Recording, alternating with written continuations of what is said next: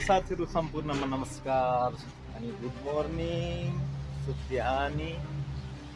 आजको दिन चाहिँ कुवेतमा 2 वर्षमा दोस्रो पटक पानी परेको अवस्था।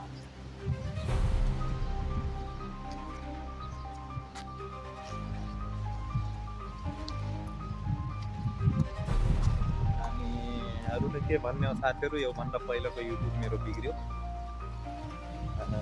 त्यसमा पनि लगभग 500 सब्सक्राइबर पुग्न लागिरहेको थिएँ, तर कमिटी गाइडलाइनले मलाई स्टप हान्यो। युट्युबको बारेमा धेरै जानकारी नभएर पनि हो साथीहरू। त्यही पनि यो दोस्रो च्यानल यसो प्रयास गरिरहेको छु अगाडि बढाउनुलाई। साथ सपोर्ट दिनु होला साथीहरू। यो चाहिँ म बस्ने घर हो अनि सबै मैले नै चलाउने गरी हो सबै।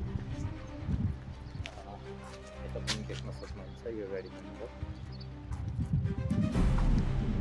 हल्का सिमसिमे पानी परिरहेछ, खासै जोरले परेको छैन।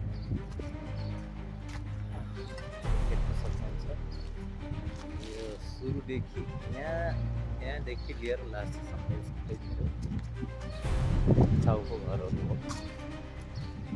यो चाहिँ म कुवेत फिर्दौस क्लब 2बाट क्लब गत 2 गली नम्बर 2 भनौँ। यहाँबाट यो फिर्दौस गत 2 यो मेरो साउहरूको गाडी हो र मैले पनि चलाउँछु। यो चाहिँ यता चाहिँ अब अरूहरूको घरहरू सबको होइन, छिमेकीहरू हो। अब आफ्नो साउको घर छोडेर जान सकिँदैन अरूतिर, आफ्नो नेपालको।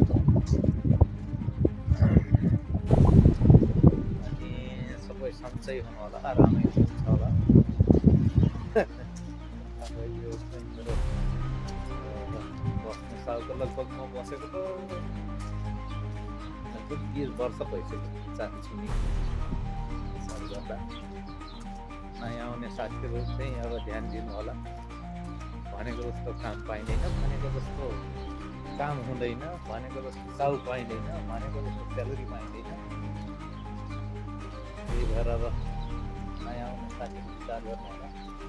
आजको यो चाहिँ मेरो साथी बाहिर काम गरे, काम दिएर हिँड्यो।